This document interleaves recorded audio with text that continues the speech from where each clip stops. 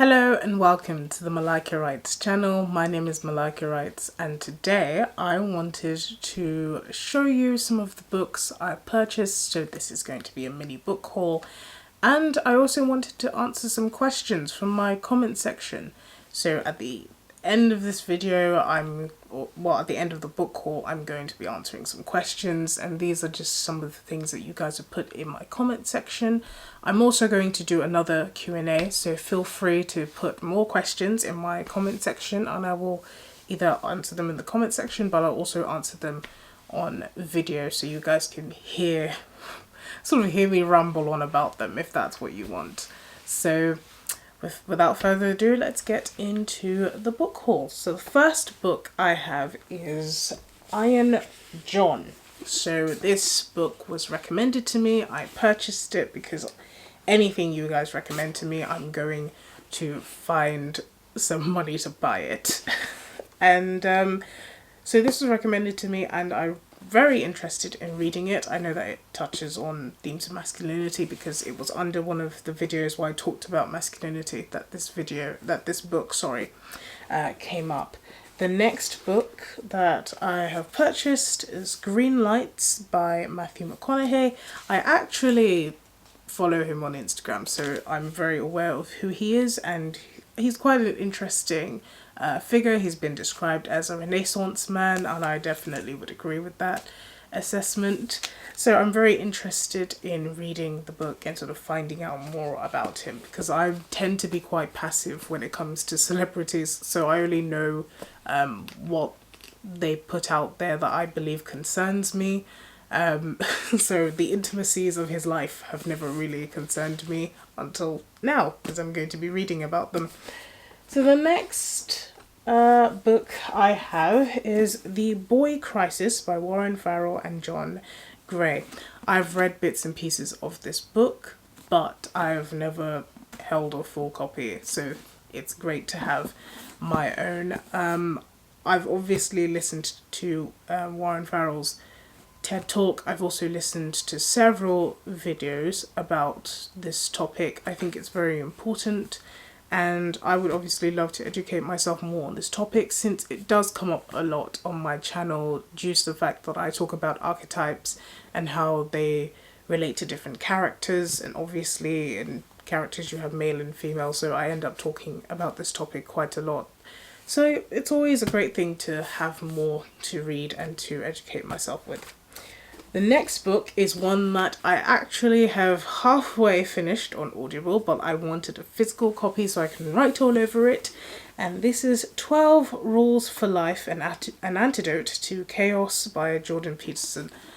I don't know if you know, but I am a very big fan of Jordan Peterson, and I think that he is quite brilliant. I don't agree with every single little thing that he says, but those things tend to be very minor. Obviously, as a Bible-believing Christian, the way that I look at the Bible is going to be slightly different to the way that he looks at it.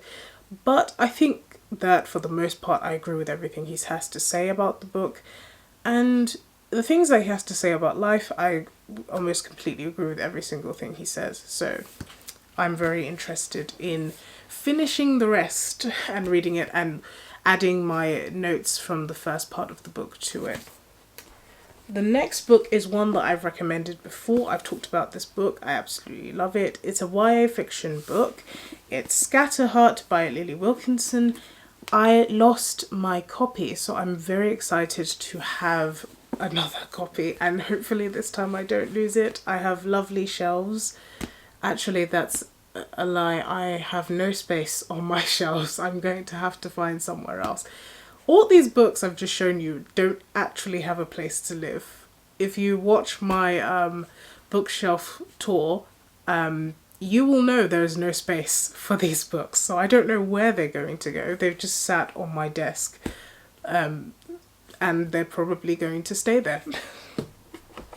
The next book is one that I've listened to completely on audiobook, but I wanted to have a physical copy also for the sake of writing all over the book, and this is Meditations by Marcus Aurelius. So Marcus Aurelius is very influential in the Stoic philosophy circle. He has a lot to write about it, so it's definitely something I've listened to before on Audible, and I'm going to have a physical copy to actually read now. So the next book I picked up on the side of the road, and it was almost like it was fate, because I was looking for something to read about this topic. I've read as much as I could online about it, and this is The Templars, The Legend and Legacy of the Warriors of God by Geordie Tor. I love the Templars. I find them very interesting. So it was almost like fate that this book came to me. Someone was getting rid of books that they were not going to read, and I just happened to be walking past, and hey presto, it was in my hand. So that's a very lucky find for me. The last book I have is King, Warrior, Magician, Lover by Robert Moore and Douglas Gillette. This is a book that centers on archetypes, specifically the male archetypes. So obviously, since this channel is all about archetypes and characters, myths and stories, this is going to feature a lot. I'm probably going to reference this book quite a lot in future. I'm also going to do a review of all of the books once I finish them. I'm probably going to do them one by one instead of doing a review of all of the books together, because some of them touch on very different things. So those are the books, and now it's time for the questions. I have 5 questions to answer, and obviously feel free to ask me more in the comment section, and I will address them in another video with hopefully a lot more questions, so it can be a longer video. So the first question is, does gender matter when discussing archetypes? Yes, gender matters. Gender is very important, and I'm of the school of thought that gender is linked to biology. So when it comes to the way that the archetypes manifest in the two genders, they don't manifest in the way that we would assume they would. When we talk about an excess of femininity in men, we would assume that they become more gentle and kind and sweet, but that's actually the opposite. An excess of femininity in men actually produces individuals who have a propensity towards violence and anarchy, and we see the exact opposite with women, where we have women who have an excess of masculinity have a propensity towards violence and anarchy. So it's not about having no femininity in men, because that just won't happen, and you'll actually have a person that can't function in the world. It's about having a good ratio. So it's not a balance, it's not about creating equilibrium where you have exact amounts of each. It's about having the appropriate amount of each. So it's having that good ratio. And I'm going to talk about this obviously in more detail, because the ratio decreases as men get older, and now once they hit that middle age and are getting older, they have to grapple with death and mortality and the fact that their strength is failing. They're not as strong as they used to be. They can't do as much. So now they have to look internally and really figure some things out. And it's just a different stage of life. It's very difficult to predict how you will feel in a next stage, because so many things happen as you get older. You didn't feel the same way you feel right now maybe 20 years ago. For those of you who are past a certain age, you didn't feel the way you do now, because life moves on whether you like it or not. So there's definitely a difference with the way that the archetypes manifest in the different genders, and it's very important. There are more similarities between men and women than there are differences, but the differences are significant enough to be noticed. And that's what I have to say on that topic. I'll obviously talk about this more, but that's just the short form.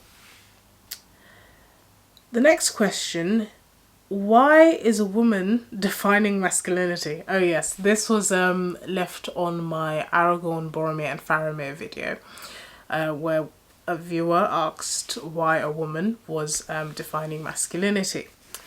And this was before they watched the video, but I want to answer this question. Because these are concepts that anyone can study. Masculinity is not something that you have to be a man to be able to understand and conceptualize. So I think that's probably the main reason. These are things that can be studied. And so I've studied them as much as I can at this point in time. Well, obviously I continue to study and I don't know everything, but I continue to study, I continue to improve my knowledge, and that is why a woman is defining masculinity.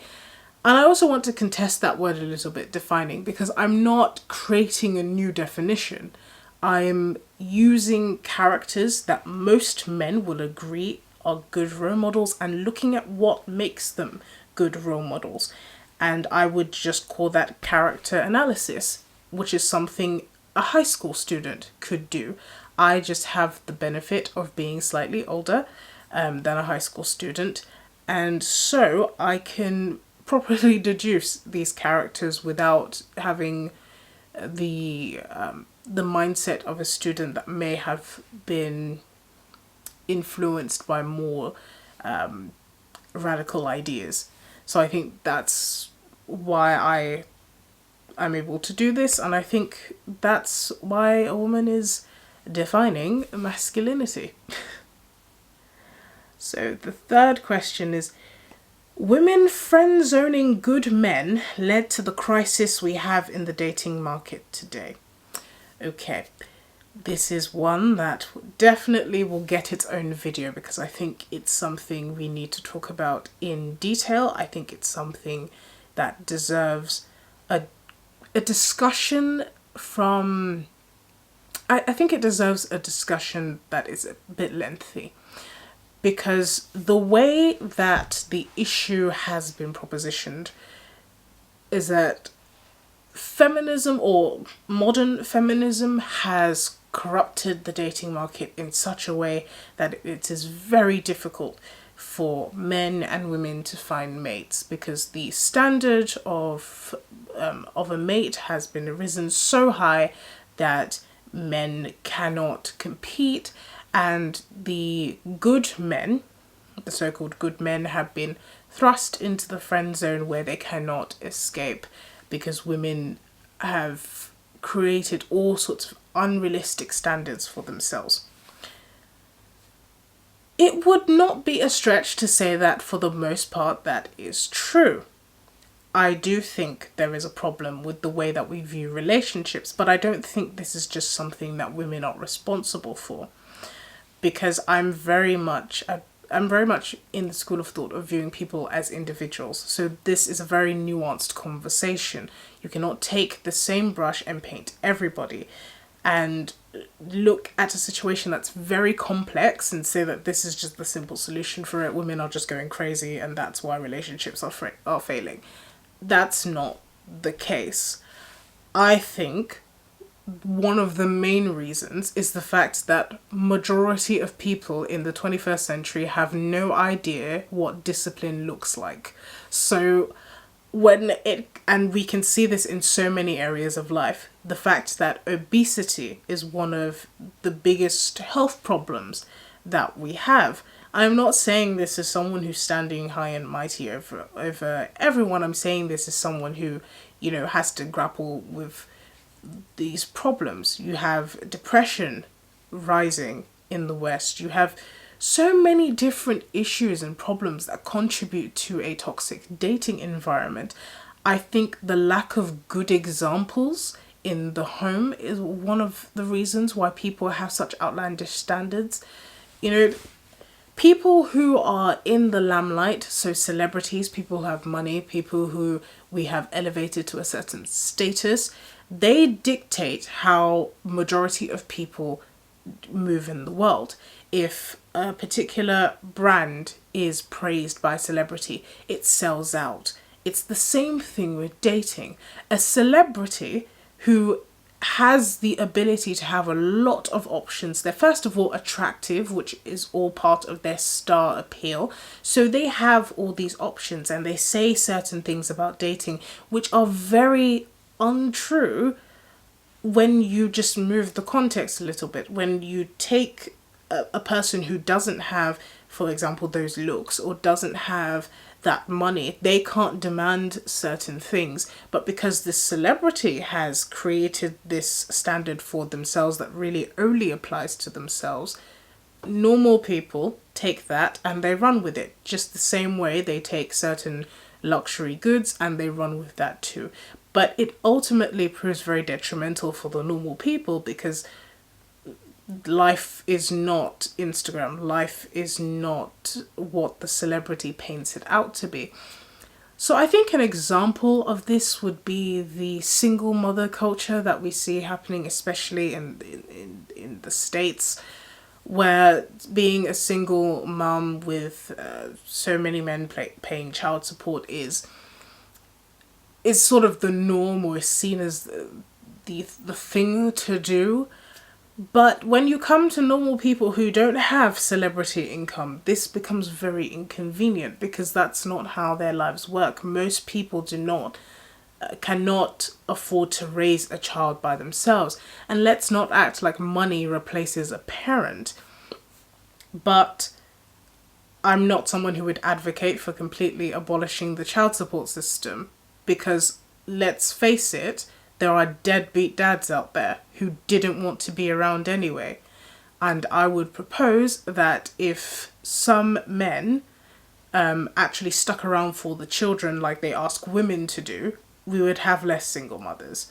So this is a multifaceted problem. It's not something that you can just blame on women or just blame on men. I really dislike that way of thinking, where on the feminist side, everything to do with everything bad is men's fault, or on the extreme red pill side, everything that's wrong with society is women's fault.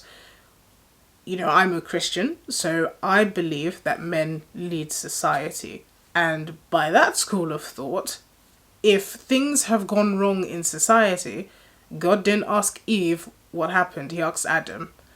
But I'm not here to put the blame on men, because I do see the problems and I do think they need fixing, but I don't think it's as easy as saying this side is wrong and that side is right, or these people are floating above the rest of us and this side is wrong. That's the wrong approach. It's about looking at the individual circumstances, looking at what is common amongst all of them and looking at how we can solve the problem. I like to be efficient. I don't think whining about the problem or continuing to talk about the same topics again and again without forming a solution is practical. I think it's a waste of time. Most people, if we look at it this way, most people will not live to be 100 years old. That means if you live a healthy life, you might have 90 years. If you live like majority of the world, you have about 70.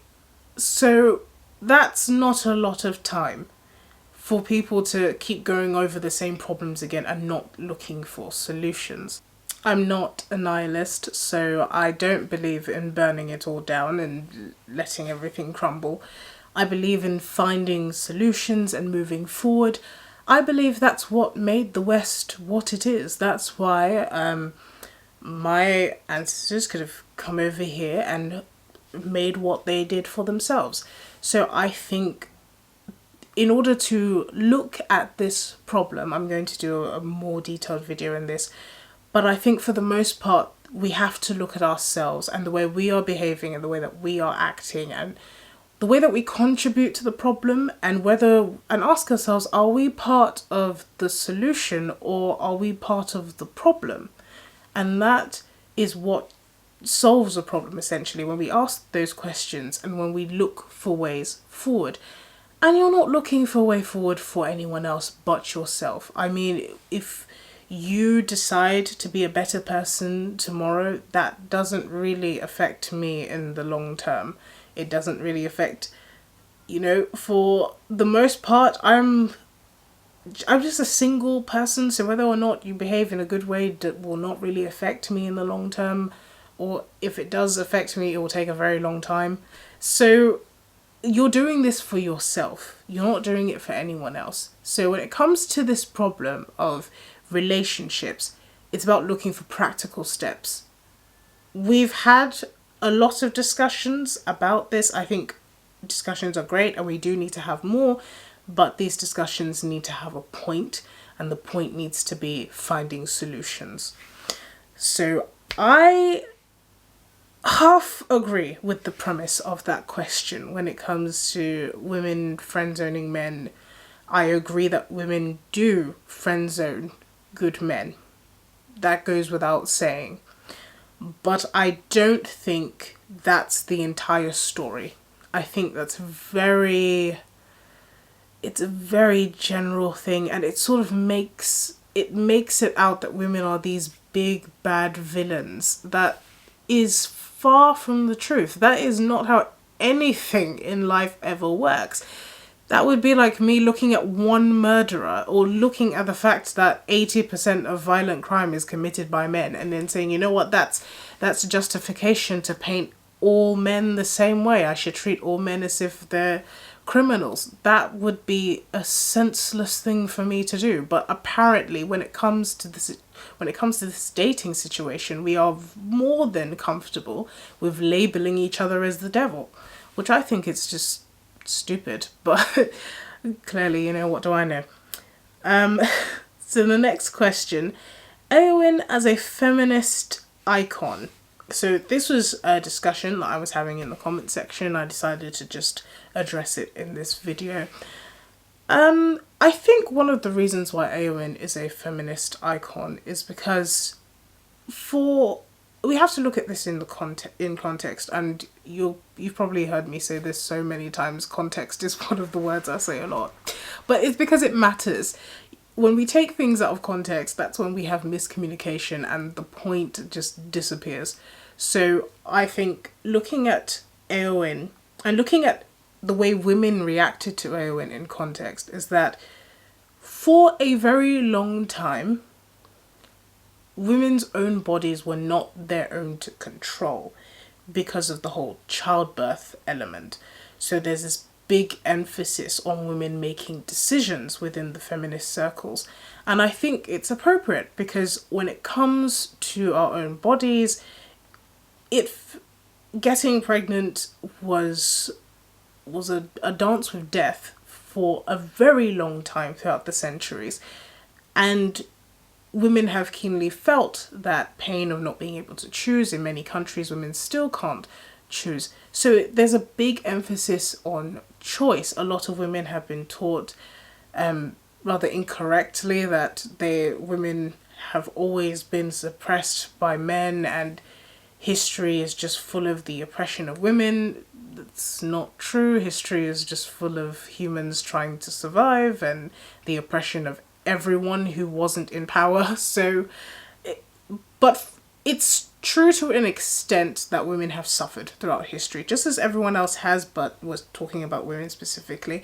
And the reason why Eowyn is such a powerful figure for a lot of women is because she exercises the ability to choose, and she chooses to fight. She's seen as strong. In the West, femininity has for the most part been viewed as weak.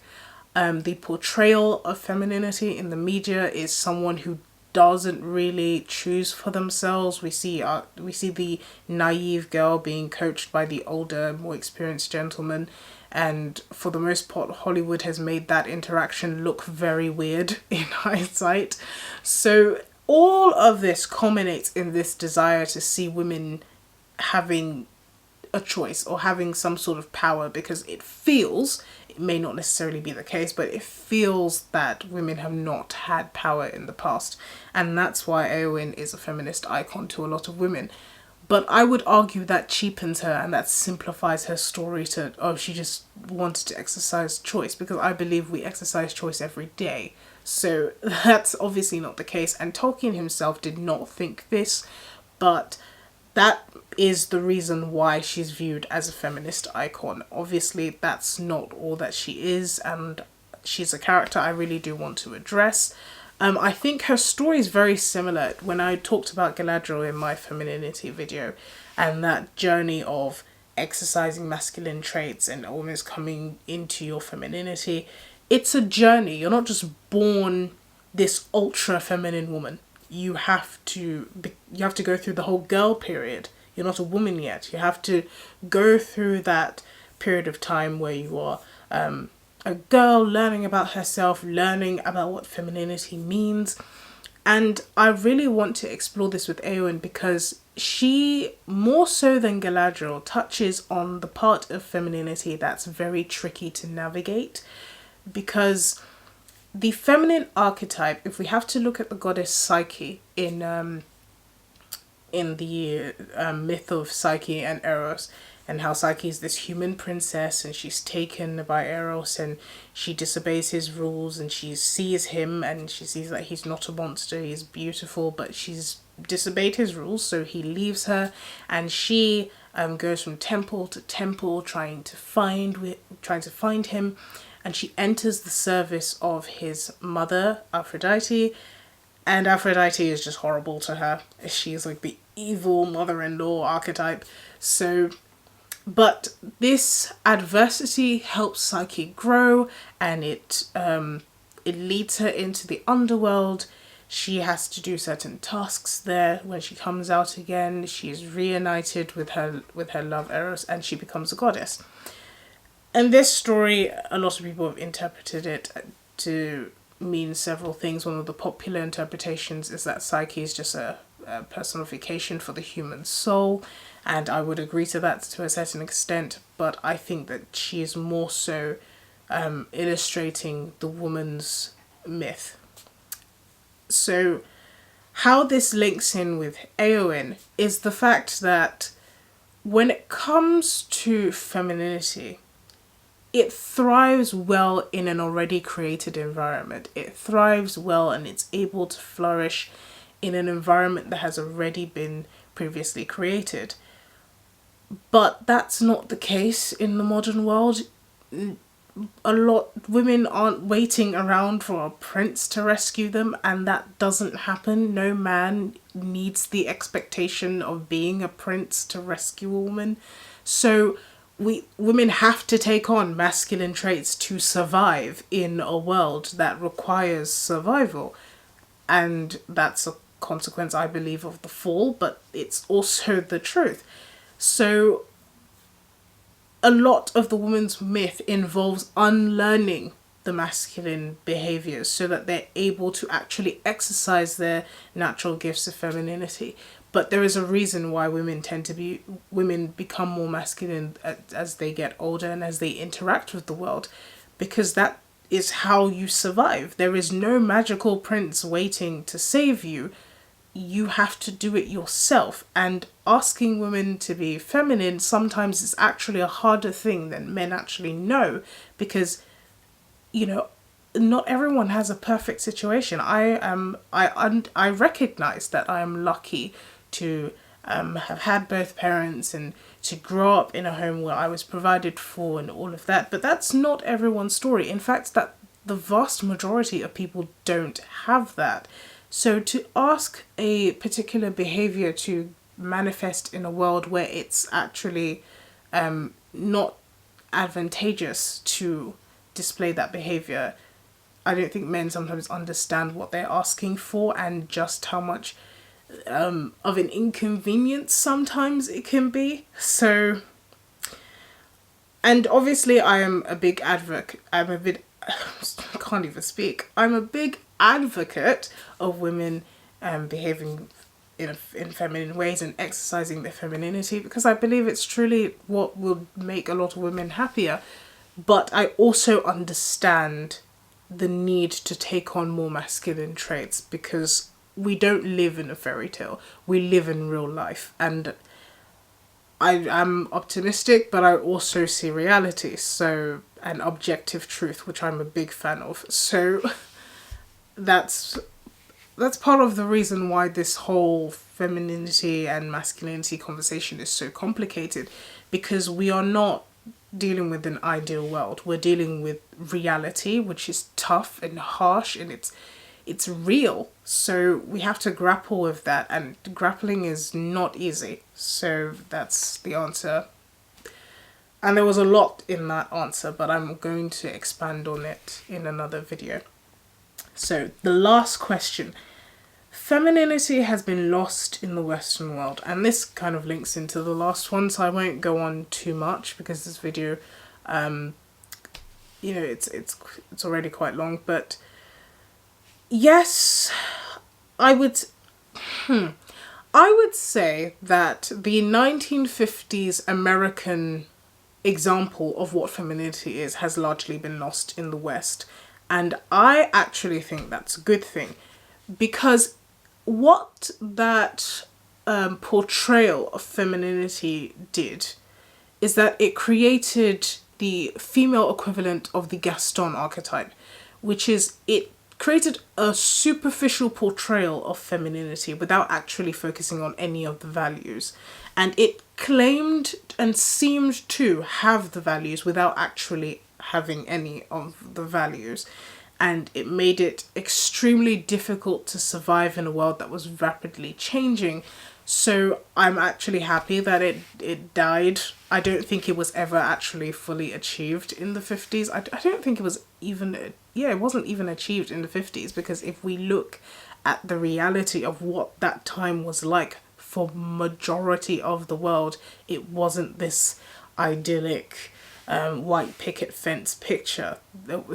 If we have to look at France was in ruins after the war. London had been devastated by the Blitz. We're not talking about people who were just having 2 kids and had a house and a picket fence. We're talking about people who were coming back from a war. Women had been working in factories with highly toxic chemicals. Men had PTSD through the roof.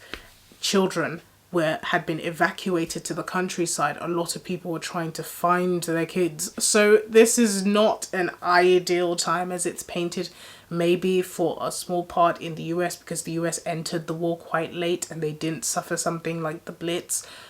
So maybe it was achieved somewhat there, though I would argue that it wasn't. But there's evidence to say that, okay, maybe in some places it was achieved.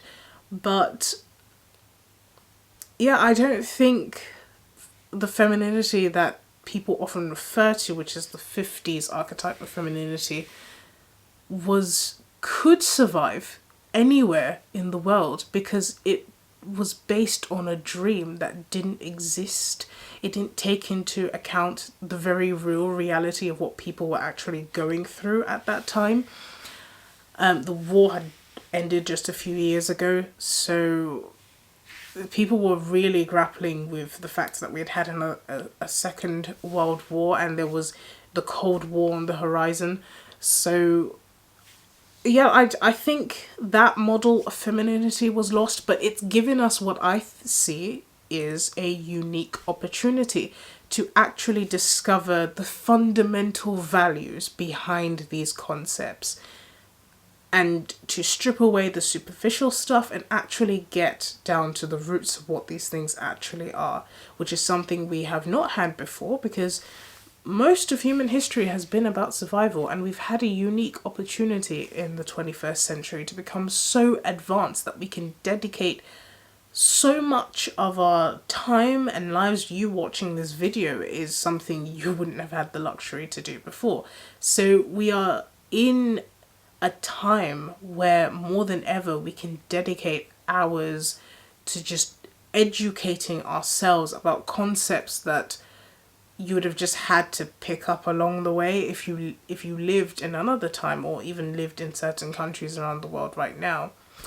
So yeah, I think that statement is partially true, but it, like most absolutist statements, it misses a lot. So that's all I have to say for this video. Don't forget to comment your questions. I would love to answer them. We can discuss this further in the comment section. I can also discuss this a lot further in other videos. I'm going to make a video about femininity and how that modern femininity in crisis, just the same way I made a video about modern masculinity in crisis. So I hope you stick around for that. Thank you so much for watching this video. I hope that you have enjoyed it and found some of the things I've said useful. So yeah, that's the end of this video, and I hope you have a lovely day. This has been the Mcconaughey channel.